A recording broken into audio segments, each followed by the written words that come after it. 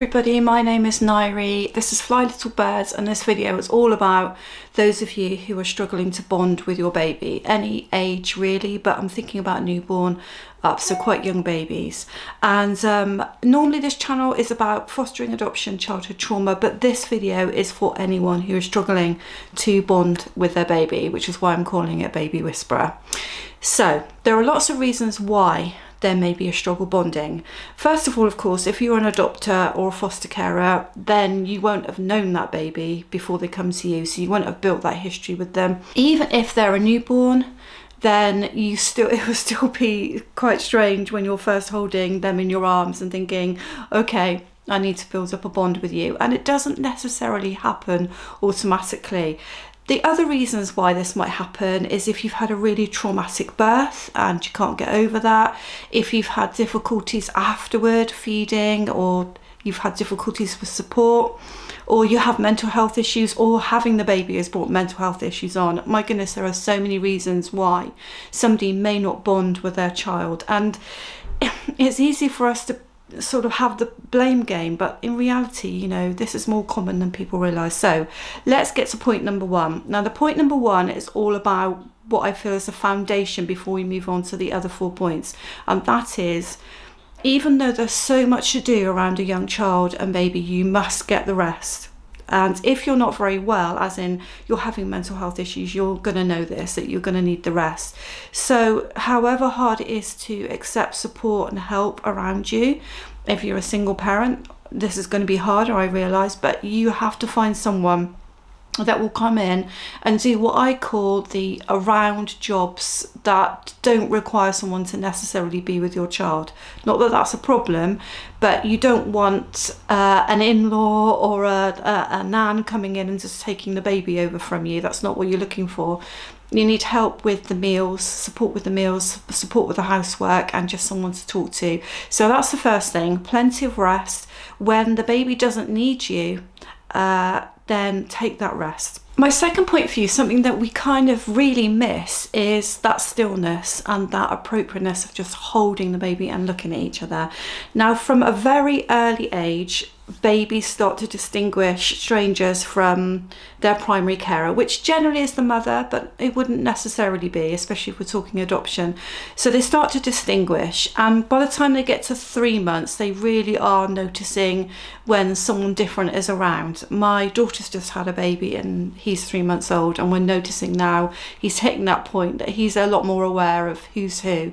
But from the very beginning, the research tells us from newborn that babies start to distinguish faces, and as the primary carer, whoever you are, they will definitely start to look at you as being that person for them.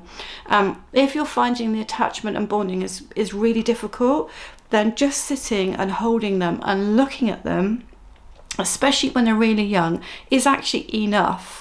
We think that we have to do so many things with babies, but actually babies are looking at faces to start with. They're not looking at your decor, they're not looking at the nursery, they're not looking at toys, they're not looking at the play gym above them as much when they're really, really young. When they start to get to 3 months, they are needing a bit more stimulation, but when they're really young, they just want to see your face. So ideal times for doing that is obviously feeding. Now, if you're a mum and you're managing to breastfeed, then they are kind of looking probably more at you. But in between, when you're winding them and holding them, just take your time. Breastfeeding normally takes hours anyway, but take your time. If you're an adopter, a foster carer, or you're bottle feeding, then it is easier to look at them when you're feeding them. And so my advice to you would be, if you can, you be the person to do that as much as possible, so that the baby can be looking at your face and you can be gazing at them and they can be looking at you. So on the back of that, of course, I'm saying have the rest, but I'm saying when it comes to feeding, if you're not breastfeeding, then it is important not to keep passing the baby around to too many people, even if you are struggling, because it's going to be a lot harder for that baby to bond with you. And of course, if you're really exhausted and tired, you need to pass that baby on, but it's going to be a lot harder for attachment and bonding to build if you don't spend a significant amount of time holding and looking at your child. My point number 3 is talk often to your child. So as the the child gets older, that gets easier. But sometimes when we're struggling to bond with a baby, it's really hard to just talk to them and make noises at them, because just like the face recognition is there over time, the voice recognition is there. Now, if you've carried this baby, the voice recognition will already be there. If you're adopting or fostering, then you've got to build that voice recognition. So again, it may seem odd if you're really struggling to bond, but just chatting away to them and pausing, and if they're getting to the point where they're starting to make sounds, which again, kind of between 2 and 3 months or older, it could well be older, but when they're starting to make sounds back to you, and you wait for them to make sounds, because they're having a conversation with you, even though nobody understands what it is, they're responding to you. So allow yourself to chatter to them and listen to them. Allow yourself to sing songs to them, you know, songs, nursery rhymes that you had as a child. Just sing away, coo, and just chat away to them, and allow your voice to become part of their life, and listen to what they're trying to say back to you. And it's the conversation starts between the two of you. It's called a rhythm, it's called attunement if you want the professional term, and it's so fascinating to watch. With a mum that is very well bonded with their baby, it's fascinating to watch the pauses that the mum or dad will make, waiting for the baby to talk back to them. And that's how you see that bonding growing. My next point for you, point number 4, is it seems like some of the stuff we do is very mundane. If you sometimes you'll get someone who goes, oh, I don't want to change the nappy. No, I can't do another one. And you know, when young babies, their nappies are really messy, aren't they? And it's not always fun. But again, it's another opportunity to bond during the mundane times. And there's so much nappy changing. There's so much feeding. There's so much dressing and undressing with really young children that actually that forms a massive part of their lives, when they could be bonding with you and you're not even realizing it.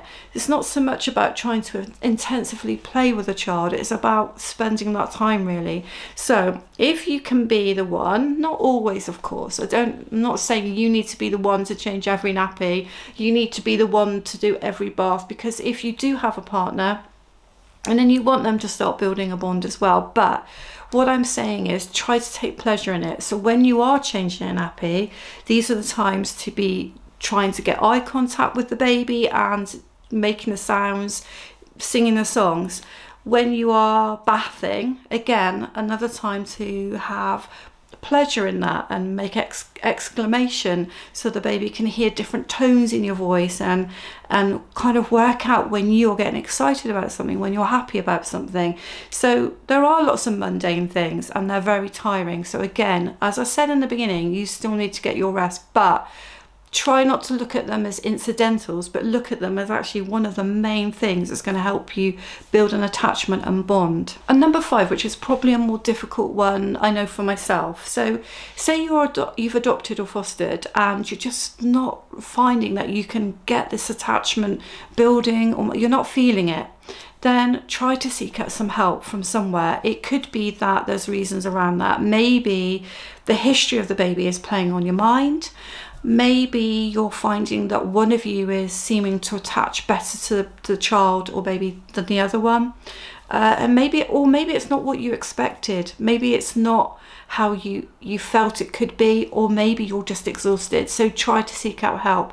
If you feel that you're struggling with your mental health because you've actually given birth and it was traumatic, and lots of first births are, if you're a first-time parent, but lots of first births are traumatic, and mums don't get over it very easily. And in the Western culture, we tend to try to get back on our feet really quickly and start doing everything we possibly can to impress the midwife or health visitor, whoever's visiting.